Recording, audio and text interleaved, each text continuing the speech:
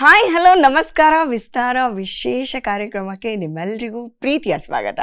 ಇವತ್ತು ತುಂಬ special day, republic day. So ನಿಮ್ಮೆಲ್ರಿಗೂ, ನಮ್ಮ ವಿಸ್ತಾರ ವೀಕ್ಷಕರಿಗೆಲ್ರಿಗೂ ರಿಪಬ್ಲಿಕ್ ಡೇಗೆ ಒಂದು ವಿಶ್ ಮಾಡ್ತಾ ಈ ಕಾರ್ಯಕ್ರಮನ ಶುರು ಮಾಡ್ತಿದ್ದೀನಿ. ಸ್ಪೆಷಲ್ ಡೇ, ಸ್ಪೆಷಲ್ ಎಪಿಸೋಡು ಅಂದಮೇಲೆ ನನ್ನ ಜೊತೆ ಸ್ಪೆಷಲ್ ವ್ಯಕ್ತಿ ಇರಬೇಕಲ್ಲ. ಎಸ್ ಆಫ್ ಕೋರ್ಸ್, ನಾನು ಇವ್ರನ್ನ ಇಂಟ್ರಡ್ಯೂಸ್ ಮಾಡೋಕ್ಕೆ ನಾನು ಯಾರೂ ಅಲ್ಲ. ಇವ್ರು ಆಲ್ರೆಡಿ ಚಿರಪರಿಚಿತರಾಗಿರೋದ್ರಿಂದ ನನ್ನ ಪಾಯಿಂಟ್ ಆಫ್ ವ್ಯೂ ಇಂದ ನನಗೆ ಎಷ್ಟು ಇಷ್ಟ ಅವರು ಅನ್ನೋದನ್ನ ನಾನು ನಿಮ್ಗೆ ಹೇಳ್ತಾ ಹೋಗ್ತೀನಿ. ಹಂಗೆ ಗೆಸ್ ಮಾಡಿ ಯಾರಂತ. ಇವರು ಹೈಟ್ ಸ್ವಲ್ಪ ಜಾಸ್ತಿನೇ, ಆದರೂ ಅಡ್ಜಸ್ಟ್ ಮಾಡ್ಕೋತೀವಿ ನಾವು.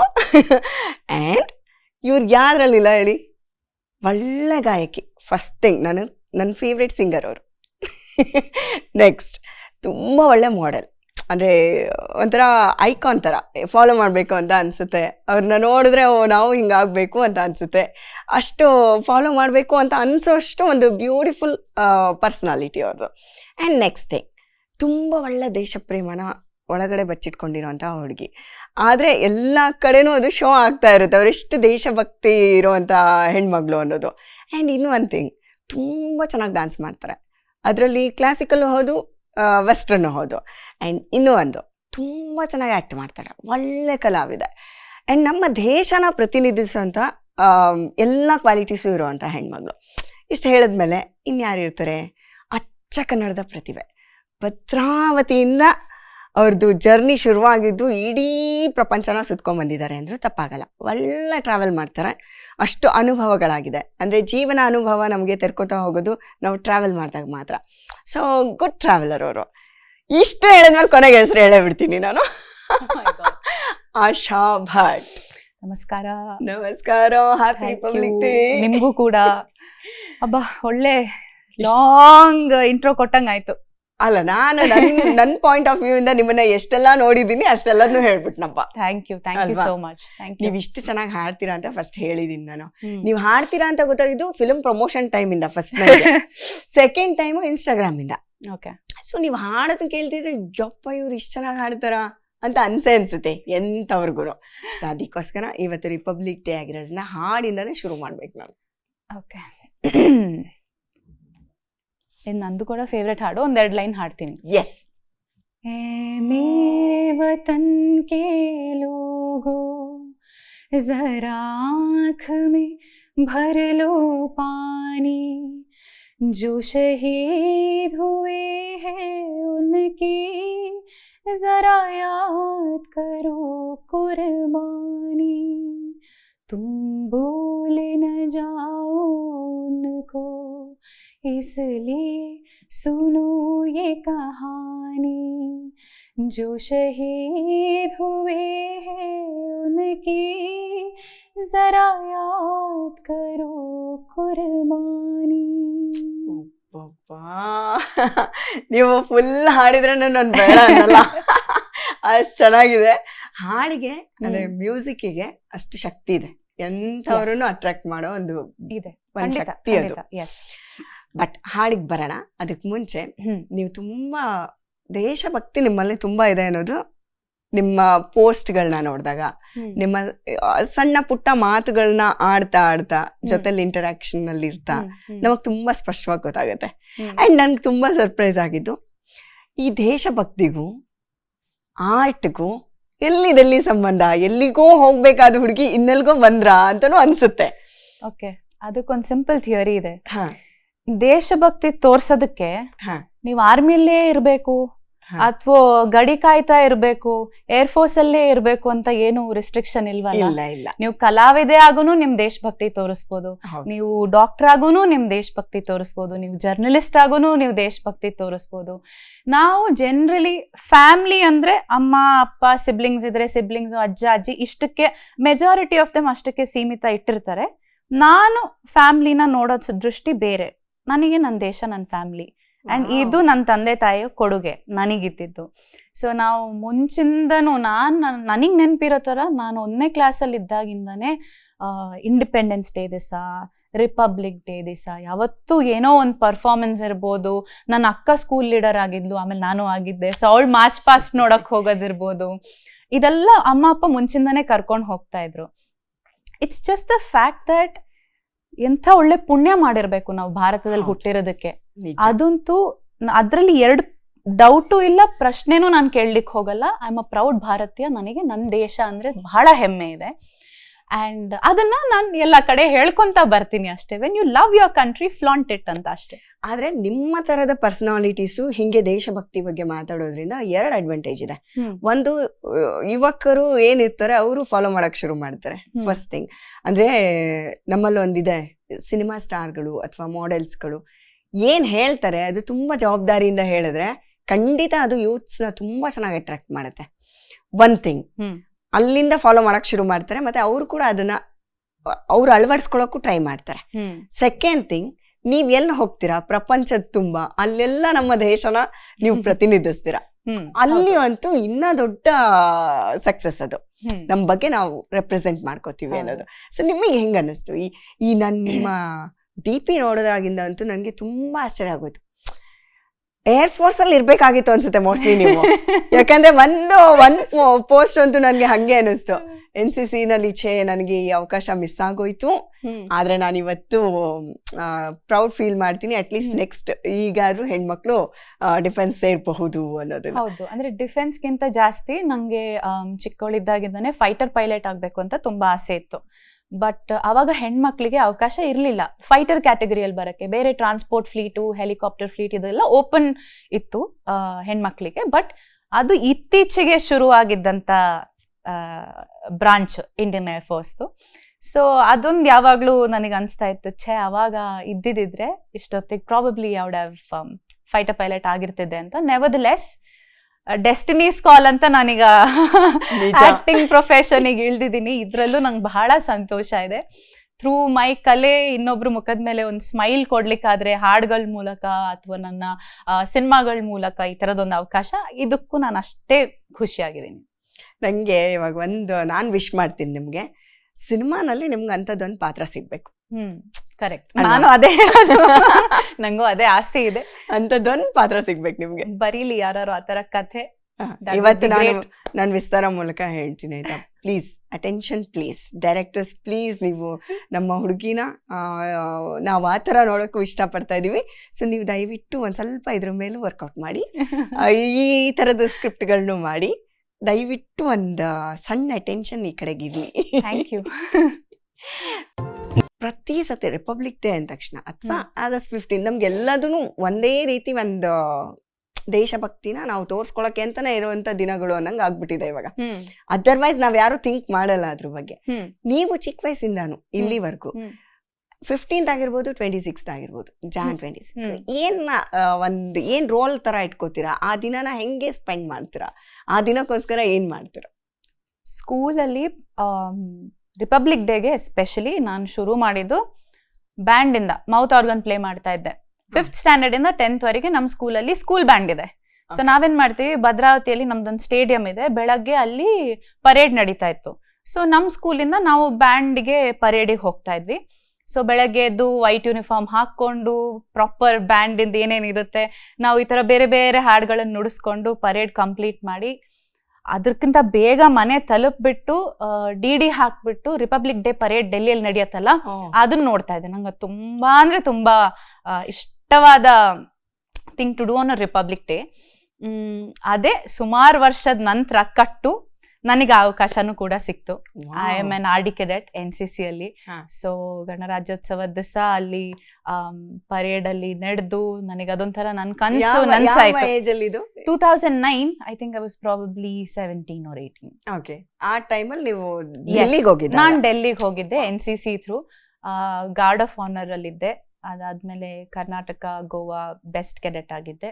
ಆಮೇಲೆ ಅದೇ ಥ್ರೂ ನನಗೆ ಇನ್ನೊಂದಿತ್ತು, ನನ್ನ ಅಮ್ಮನ ಬರ್ತ್ಡೇ ಕೂಡ 26 Jan. ಸೊ ಅವರಿಗೂ ಇದೆಲ್ಲ ತುಂಬಾ ಆಸೆ. So I think that was the first time. ಅಂದ್ರೆ if you are a part of RD parade invites ಎಲ್ಲ ಕಳಿಸ್ತಾರೆ. ಸೊ ಫ್ಯಾಮಿಲಿಯವ್ರು ಕೂಡ ಬಂದು ನೋಡ್ಬೋದು. ಸೊ ಅದೇ ನೆಪದಲ್ಲಿ ನಾನು ಅಮ್ಮ, ಅಪ್ಪ, ಅಕ್ಕ 3 ಜನನ ಅಲ್ಲಿ ಕರೆಸ್ಕೊಂಡಿದ್ದೆ. ಅವರು ಕೂತು ಖುಷಿಯಲ್ಲಿ ಪರೇಡ್ನ ಫಸ್ಟ್ ಹ್ಯಾಂಡ್ ಎಕ್ಸ್ಪೀರಿಯನ್ಸ್ ತಗೊಂಡ್ರು, ನೋಡಿದ್ರು. ಅವರಿಗೂ ಖುಷಿ ಆಯಿತು, ನಾನು ಬಹಳ ಖುಷಿಯಲ್ಲಿದ್ದೆ, ನನ್ನ ಕನಸು ನನಸಾಯಿತು ಅಂತ. ಸೊ ಹೀಗೆ 26 ಈಗಲೂ ಕೂಡ ನಾನು ಎಲ್ಲೇ ಇದ್ರೂ ನಾನು ಹಾಕ್ಕೊಂಡು ಪ್ರಾಬ್ಲಿ ಲ್ಯಾಪ್ಟಾಪಲ್ಲಿ ನೋಡ್ತೀನಿ, ಇಲ್ಲ TV ಅಲ್ಲಿ ಇದ್ರೆ TV ಅಲ್ಲಿ ಪರೇಡನ್ನು ಮುಗಿಸೇ ಮುಂದಿನ ಕೆಲಸ. So sweet. ಅಮ್ಮಂಗ್ ವಿಶ್ ಮಾಡ್ಬೇಕಲ್ಲ ನಾವ್ ಇವಾಗ. ಎಸ್, ಪ್ಲೀಸ್ ನೀವು ವಿಶ್ ಮಾಡಿ ನಮ್ ವಿಸ್ತಾರ. ಬರ್ಡೇ ಅಮ್ಮ, ಐ ಲವ್ ಯು. ನಿಮ್ಗೂ ಹ್ಯಾಪಿ ಬರ್ಡೇ ಆಂಟಿ. ನೀವು ಚೆನ್ನಾಗಿರ್ಬೇಕು, ಖುಷಿಯಾಗಿರ್ಬೇಕು. ಅಂಡ್ ನಿಮಗ್ ಥ್ಯಾಂಕ್ಸ್ ಹೇಳ್ಬೇಕು, ಇಷ್ಟು ಒಳ್ಳೆ ಮಗಳನ್ನ ನಮ್ಮ ದೇಶಕ್ಕೆ ಒಡಗೆ ಹಾಕಿ ಕೊಟ್ಟಿದ್ದೀರ ನೀವು. ಎಷ್ಟು ಒಳ್ಳೆ ದೇಶಭಕ್ತಿ ಇಟ್ಕೊಂಡಿದ್ದೀರ ನೀವು. ಈಗ್ಲೂನು ಇಷ್ಟೆಲ್ಲ ಒಂದು ಸಾಧನೆ ಮಾಡದ್ಮೇಲೂ, ಒಂದು ಕ್ರೌನ್ನ ಮುಡಿಗೇರಿಸ್ಕೊಂಡ ಮೇಲೂ ಇವತ್ತೂ ನಿಮ್ ಜೀವ ತುಡಿತಾ ಇದೆ. ಆರ್ಮಿ ಅಥವಾ ಏನೋ ಪೆರೇಡ್ ಅಥವಾ ಇನ್ನೇನೋ ಒಂದು ಇದರಲ್ಲಿ ನೀವು ಯಾವಾಗ ಅದನ್ನ ಥಿಂಕ್ ಮಾಡ್ತೀರಾ ಅನ್ನೋದೇ ನಂಗೆ ಖುಷಿ ವಿಷಯ. ಕ್ರೌನ್ ಕೂಡ ನೀವು ಒಂದ್ಸತಿ ಲೈಕ್ ನ್ಯಾಷನಲ್ ಪ್ಯಾಜೆಂಟ್ ಬಿಟ್ಬಿಡಿ, ಹೊರಗೆ ಇಂಟರ್ನ್ಯಾಷನಲ್ ಪ್ಯಾಜೆಂಟಿಗೆ ಹೋದಾಗ ಯಾರು ನಿಮ್ಮನ್ನ ಆಶಾ ಅಥವಾ ನಿಮ್ ಹೆಸರಿಂದ ಅಡ್ರೆಸ್ ಮಾಡಲ್ಲ. You are Miss India. So ನೀವು ನಿಮ್ ದೇಶದ ಹೆಸರನ್ನ you are carrying it on your sleeve. So ಏನೇ ಮಾಡಿದ್ರು ಯು ವಿಲ್ ಥಿಂಕ್ ಅಬೌಟ್, ಇಲ್ಲ ದೇಶಕ್ಕೆ ಈ ಕಿರೀಟ ಬರಬೇಕು, ಈ ಒಂದು ಹೆಸರು ಬರಬೇಕು. ಸೊ ಕಾನ್ಸ್ಟೆಂಟ್ಲಿ ಯಾರೇನೇ ರೆಪ್ರೆಸೆಂಟೇಷನ್ ಮಾಡಕ್ಕೆ ಹೊರಗಡೆ ಹೋಗಿರ್ತಾರಲ್ಲ, ಅವ್ರ ದೇಶದ ಬಗ್ಗೆ ಥಿಂಕ್ ಮಾಡಬೇಕು, ಮಾಡ್ತಾನೆ ಇರ್ತಾರೆ. So it's actually a big feat, and crown and all is very small when compared to ನಮ್ಮ ಭಾರತ. ಸೊ ಇಟ್ಸ್ ಜಸ್ಟ್ ಒಂದು ಕೊಡುಗೆ ನಮ್ ಕಡೆಯಿಂದ ಅಷ್ಟೇ. ಅದೊಂದು ನಮ್ ದೇಶ ಅಲ್ಲಿ ಕ್ರೌನ್ ಆಗ್ಬೇಕಾದ್ರೆ ನನಗಂತೂ ಅದೇ ಇತ್ತು, ಪ್ಲೀಸ್ ಅಪ್ಪ ಹೆಂಗಾರೋ ಮಾಡ್ಬಿಟ್ಟು ಅವ್ರು ಮಿಸ್ ಇಂಡಿಯಾ ಅಂತ ಕರೆದ್ ಬಿಡ್ಲಿ ಫೈನಲ್ ಆಗಿ, ನಂಗೆ ಅದ್ ಕಿವಿಯಲ್ಲಿ ಕೇಳಿಸ್ಬೇಕು ಅಂತ. ಏನ್ ಖುಷಿ ಆಗುತ್ತೆ ಅಲ್ವಾ. ಅಂದ್ರೆ ಅದು ಸಿಂಕಿನ್ ಲೇಟರ್ ಆಗತ್ತೆ, ಫೀಲಿಂಗ್ ಅವಾಗ್ಲೇ ಆಗಲ್ಲ, ಬಟ್ ಅದ್ ಹೆಸರು ಕರೆದಾಗ it's a different feeling. Okay, ಭದ್ರಾವತಿಯಿಂದ ಈ ಕಿರೀಟದವರೆಗೆ, ಕಿರೀಟದಿಂದ ಇಂಡಸ್ಟ್ರಿವರೆಗೆ ನಿಮ್ಮ ಜರ್ನಿ ಏನಿದೆ ಅಲ್ಲ, ಅದು ತುಂಬಾ ಕಲರ್ಫುಲ್ ಮತ್ತೆ ವೈವಿಧ್ಯಮಯವಾಗಿದೆ. ಒಂದಕ್ಕೊಂದಕ್ಕೆ ಸಂಬಂಧ ಇಲ್ಲ ಅಂದ್ರೂ ಅದು ಹೆಂಗೆ ಸಂಬಂಧ ಕಲ್ಪಿಸಿದ್ರಿ ಅನ್ನೋದೇ ಆಶ್ಚರ್ಯ. ಒಂದು ಭರತನಾಟ್ಯಂ ಸಂಗೀತ ಇಂಡಸ್ಟ್ರಿಗೆ ಬರೋದು ಓಕೆ, ಒಂದ್ ರೋ ಅಂತ ಹೇಳ್ಬೋದು. ಬಟ್ ನೀವು ಎಜುಕೇಶನ್ ಮತ್ತೆ ಈ ತರ ಒಂದಷ್ಟು ಏನೋ ಟೀಮ್ಗಳಲ್ಲಿ ಕೆಲಸ ಮಾಡೋದು ಅಥವಾ NCC, NSS ಈ ತರದ್ ಇದ್ರಲ್ಲಿರುವಾಗ ಇದೇ ಬೇರೆ ಟ್ರ್ಯಾಕ್. ಹೆಂಗ್ ಕನೆಕ್ಟ್ ಮಾಡ್ಕೊಂಡ್ರಿ ನೀವು? ಚಿಕ್ಕ ವಯಸ್ಸಲ್ಲಿ ಹೆಂಗ್ ಕನೆಕ್ಟ್ ಆಯ್ತಿದಲ್ಲ? ಇಲ್ಲ, ಯಾಕಂದ್ರೆ ಬೇಸಿಕ್ಲಿ ಅಪ್ಪ ಅಮ್ಮ ಡಾಕ್ಟ್ರು. ಅಮ್ಮ ಅಪ್ಪ ಕರೆಕ್ಟ್ ಲ್ಯಾಬ್ ಟೆಕ್ನಿಷಿಯನ್ಸ್. ಹೌದು. ಹೆಂಗೆ? ಇಲ್ಲ, ಮುಂಚಿಂದಾನೇ ನನ್ನ ಅಮ್ಮ ಅಪ್ಪನಿಗೆ ಕಲೆ, ಸಂಗೀತ, ನಾಟಕ, ನೃತ್ಯ ಇದೆಲ್ಲ ಬಹಳ ಆಸಕ್ತಿ. ನನ್ನ ಅಕ್ಕನ ನನ್ನ ಸ್ಕೂಲ್ ಅಂದ್ರೆ ಓದೋದ್ರ ಜೊತೆಗೆ ನಾವು ಸ್ಕೂಲಿಂದ ವಾಪಸ್ ಬಂದ್ಬಿಟ್ಟು ಒಂದ್ ದಿವಸ ಭರತನಾಟ್ಯಂ ಕ್ಲಾಸು, ಒಂದ್ ದಿವಸ ಸಂಗೀತ ಕ್ಲಾಸು, ಒಂದ್ ದಿವಸ ವೀಣೆ, ವೀಕೆಂಡ್ಸಿಗೆ ಡ್ರಾಯಿಂಗ್ ಕ್ಲಾಸು, ಒಂದ್ ದಿವಸ ಚೆಸ್ಸು, ಇನ್ನೇನೋ ಒಂದ್ ಈ ತರದೊಂದು ಕಾನ್ಸ್ಟೆಂಟ್ಲಿ ಒಂದು ಇನ್ವಾಲ್ವ್ಮೆಂಟ್ ಇರ್ತಾನೆ ಇರ್ತಿತ್ತು. ಅದು ಮುಂಚೆ ನಾನು ಸ್ವಲ್ಪ ಕುಯ್ಯ ಅಂತ ಇದ್ದೆ, ಏನಕ್ಕೆ ಇಷ್ಟಲ್ಲ ಅಂತ. ಬಟ್ ಆಮೇಲೆ I started enjoying it. So I think 10ನೇ ಕ್ಲಾಸ್ವರೆಗೂ ಇದೆಲ್ಲ ಕಂಟಿನ್ಯೂ ಆಗ್ತಾ ಬಂತು, ಒಂದು ಸ್ಟೆಪ್ ಆದ್ಮೇಲೆ ಅನ್ನೋದು. ಬಿಕಾಸ್ ನಂಗೆ ಫೈಟರ್ ಪೈಲಟ್ ಆಗಬೇಕು ಅಂತ ಆಸಕ್ತಿ ಇದ್ದಿದ್ರಿಂದ ನನಗೆ NCC ಇರೋ ಕಾಲೇಜಿಗೆ ಹಾಕಿ ಪ್ಲೀಸ್, ನನಗೆ ಅಲ್ಲೇ ಓದಬೇಕು ಅಂತ ನಾನೇ ಹೇಳಿದ್ದು ನನ್ನ ತಂದೆ ತಾಯಿಗೆ. ಆ್ಯಂಡ್ ಅಮ್ಮ ಅಪ್ಪ ಹಾಗೆ ನಾನು ಎಲ್ಲ ಕೂತು ರಿಸರ್ಚ್ ಮಾಡಿ ಆಳ್ವಾಸ್ ಕಾಲೇಜ್ ಮೂಡುಬಿದ್ರೆಗೆ ಓದ್ಲಿಕ್ಕೆ ಹೋಗಿದ್ದು. ಅಲ್ಲಿ ಓದ್ಬೇಕಾದ್ರೆ NCC ಜಾಯ್ನ್ ಆದೆ. NCC ಜಾಯ್ನ್ ಆಗಿದ್ದು I think that's the best decision I've made in my life ಅಂತ ನಾನು ಈಗಲೂ ಅದನ್ನು ಹೇಳ್ತೀನಿ. ಯಾಕಂತಂದ್ರೆ ಅಲ್ಲಿ ಕಲಿಯಂಥದ್ದು ಕೋರ್ ವ್ಯಾಲ್ಯೂಸ್ ಇದೆಯಲ್ವಾ, ನೀವು ಇಂಡಿಪೆಂಡೆಂಟ್ ಆಗಿ thinking quick on your feet ಅಂತಾರೆ, ಅದೊಂದು.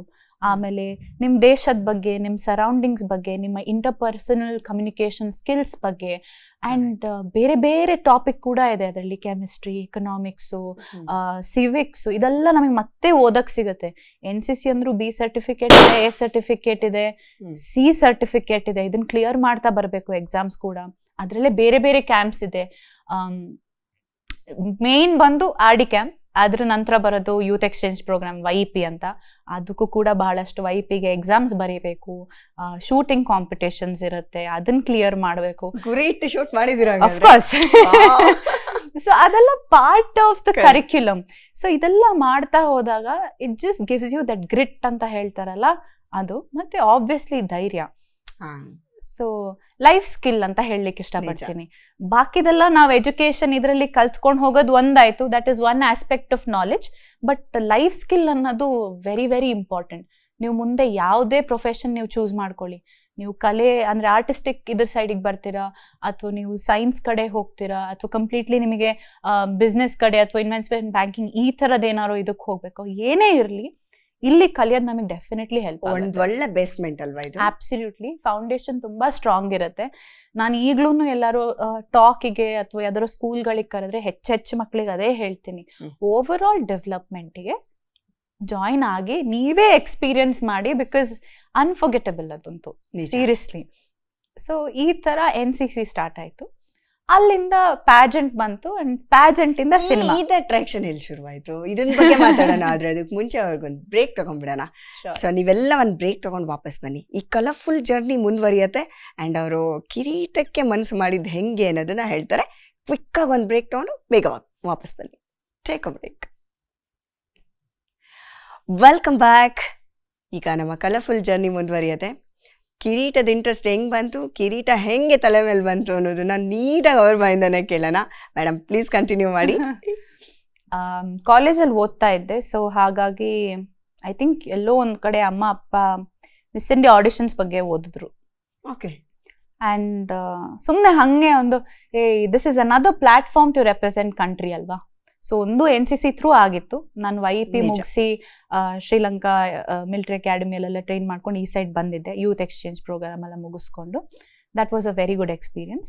ಅದಾದ್ಮೇಲೆ ಇನ್ನೊಂದು ದೊಡ್ಡ ಪ್ಲಾಟ್ಫಾರ್ಮ್ ಏನು ಗ್ಲೋಬಲ್ ಲೆವೆಲಲ್ಲಿ ಭಾರತನ ರೆಪ್ರೆಸೆಂಟ್ ಮಾಡೋಕ್ಕೆ ನನಗೆ ಆ ಟೈಮಲ್ಲಿ ಅವಕಾಶ ಬಂದಿದ್ದಂದ್ರೆ ಪ್ಯಾಜೆಂಟ್. ಸೊ ಹಾಗಾಗಿ ಆಯಿತು ಸರಿ, ಫಾರ್ಮ್ ಫಿಲ್ ಮಾಡಾಯಿತು. ಏನು ಬ್ಯಾಕ್ಗ್ರೌಂಡ್ ಇರಲಿಲ್ಲ, ರ್ಯಾಂಪ್ ಮೇಲೆ ಹೆಂಗೆ ನಡೆಯೋದು ಅಂತ ಗೊತ್ತಿರಲಿಲ್ಲ, ಮೆಂಟರ್ ಇರಲಿಲ್ಲ.